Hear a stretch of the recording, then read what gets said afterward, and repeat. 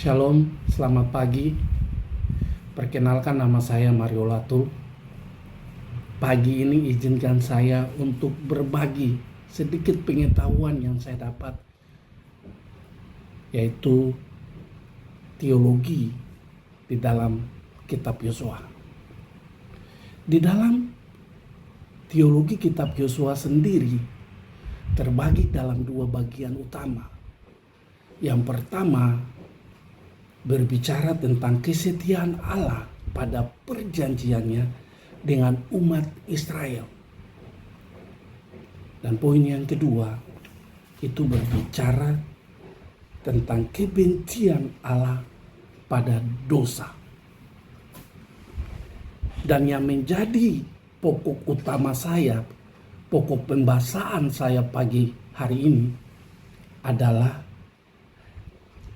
tentang kesetiaan Allah pada perjanjiannya dengan umat Israel.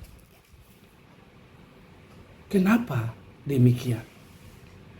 Karena perjanjian Allah diawali dengan sebuah panggilan.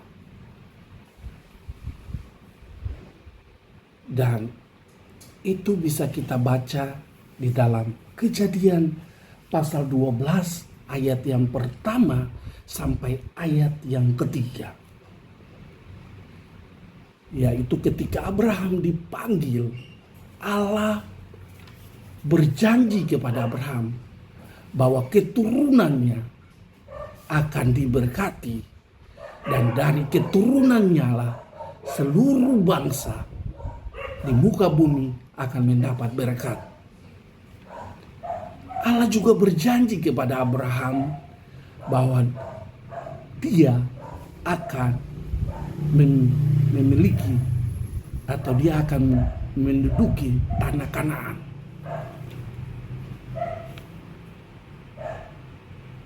Tanah Kanaan. Dan tanah Kanaan menjadi pusat utama Allah. Pertanyaannya, kenapa harus tanah Kanaan? Tentu pastinya Allah punya alasan yang tepat. Kenapa Allah harus memilih Kanaan? Karena Allah melihat bahwa bangsa Kanaan sudah banyak melakukan pelanggaran dosa. Dan dosa itu adalah dosa yang sangat-sangat keji bagi Allah. Yaitu mereka mempersembahkan manusia kepada dewa-dewa mereka. Sehingga Allah murka kepada bangsa Kanaan. Sehingga lewat Israel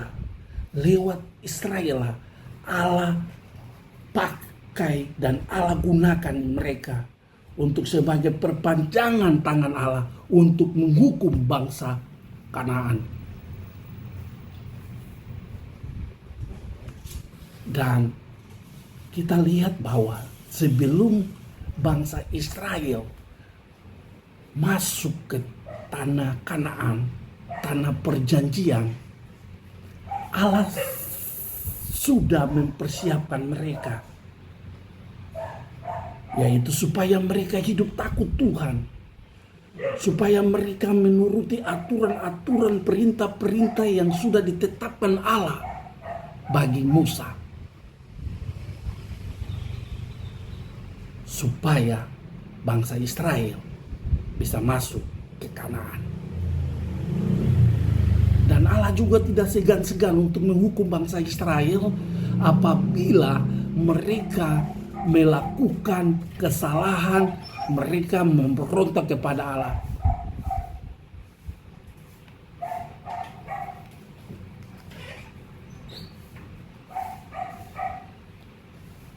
Kita kembali Bapak Ibu ke Kanaan. Tanah Kanaan adalah bukti kesetiaan Allah, bukti dari perjanjian dia kepada bangsa Israel atau bangsa Israel.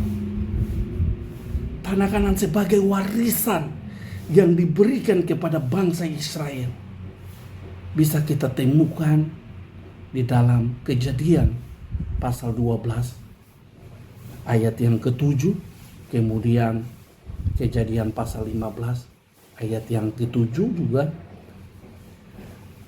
Kejadian 14, kemudian Kejadian 17 ayat yang ke-8, Kejadian 26 ayat yang ke-3, kemudian Kejadian 35 ayat 12, dan Kejadian 50 ayat 24. Dapat kita lihat juga di dalam kitab Keluaran sampai dengan kitab Ulangan. Dan diperjelas lagi dalam kitab Yosua. Yosua menceritakan bagaimana bangsa Israel menerima tanah Kanaan sebagai tanah perjanjian Allah. Jadi secara historis tanah Kanaan adalah milik pusaka bangsa Israel, dan itu tidak dapat diganggu gugat oleh bangsa-bangsa lain yang ada di luar Israel.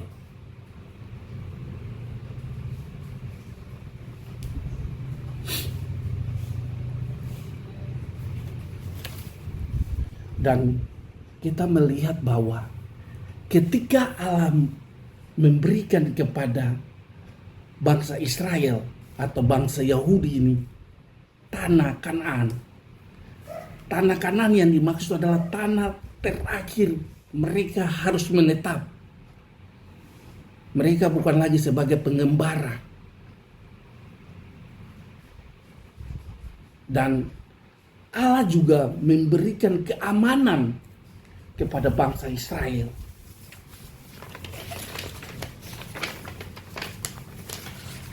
Bangsa Israel bisa kita temukan di dalam Ulangan 3 ayat 20,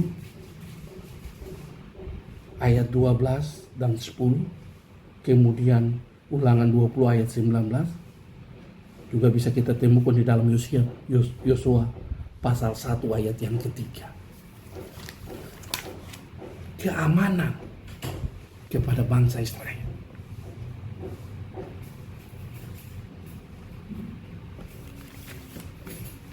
Dan kita melihat bahwa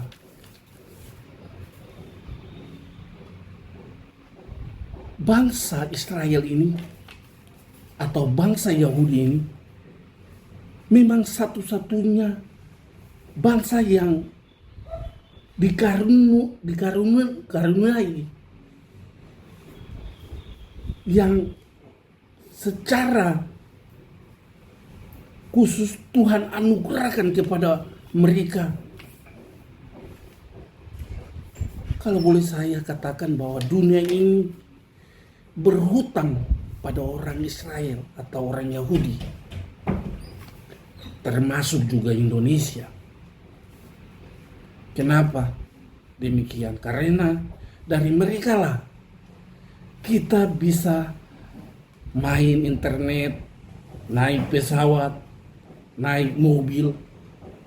Ada juga jam yang kita pakai sekarang, ya. Kalender yang ada di rumah kita, lampu, Facebook, WhatsApp, Instagram, dan ada banyak lain yang bisa kita temukan oleh orang Yahudi. Bagi Tuhan, orang Yahudi memiliki banyak sekali kelebihan dibandingkan orang non-Yahudi. Tuhan telah memilih mereka sebagai umat yang dikasihinya. Tuhan telah memberikan firman-Nya kepada mereka. Dan kita bisa mengenal Tuhan karena Dia menyatakan dirinya kepada orang Israel. Untuk itu Bapak Ibu, saudara yang saya kasihi, orang Israel atau orang Yahudi ini, ketika mereka dipanggil untuk menduduki tanah Kanaan, semua janji Allah itu sudah digenapi kepada mereka sampai hari ini. Dan mereka tetap ada sampai hari ini. Karena mereka adalah bangsa yang kuat. Bangsa yang sangat-sangat disayangi oleh Tuhan. Dan bisa juga kita lihat bahwa ketika Abraham dipanggil, kemudian Allah yang mengutus Abraham, Tuhan yang pilih dan Tuhan yang utus Abraham. Tuhan bertanggung jawab atas hidup Abraham, atas keluarga Abraham, atas keturunannya, atas bangsanya, atas keamanan negaranya. Untuk itu jangan main-main sama bangsa Israel atau Yahudi. Karena mereka adalah orang khusus, orang pilihan Allah.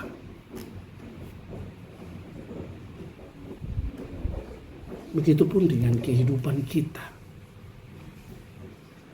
yang saat ini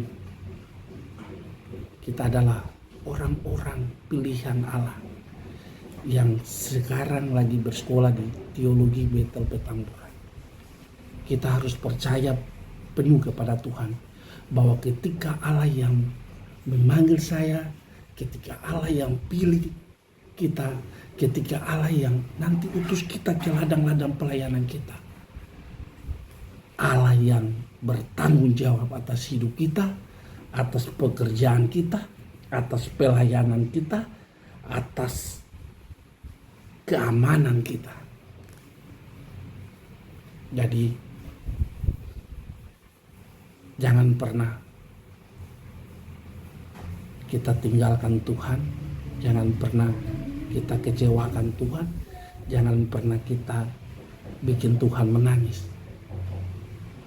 Tapi tetaplah kita selalu setia dengan Tuhan dengan mengikuti aturan-aturan, perintah-perintah yang sudah Allah tetapkan di dalam firman-Nya, supaya kita masuk di dalam rancangannya, yaitu rancangan damai sejahtera dan bukan rancangan kecelakaan, untuk memberikan kepada kita hari depan yang penuh harapan, yang penuh harapan.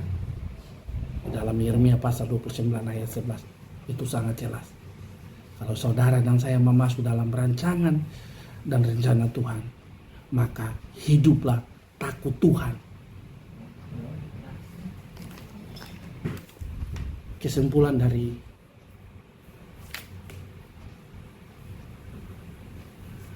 apa yang saya sampaikan hari ini adalah tetaplah mengandalkan Tuhan dalam hidup, tetap taruh Tuhan di depan, tetap melihat kepada Tuhan, dan tetaplah berdoa. Maka